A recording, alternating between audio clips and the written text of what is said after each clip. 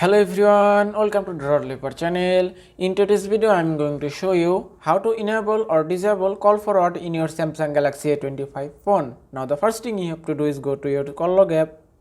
From here, tap on three dots, then go to settings. Here you can see supplementary services, then tap on it and give it a moment. From here, tap on call forwarding, then tap on allow, then tap on voice calls and give it a moment. Here you can see always forward option, then tap on it. Here you can see in my phone call forward option is disabled. If you want to set any number for call forwarding, you have to tap this icon. Now from here you can choose any contact as you want for call forwarding. If I select this number and then tap on enable, then tap on always forward option again, you can see in my phone call forward option is enabled now. If you want to disable it, just tap on disable. Now tap on always forward.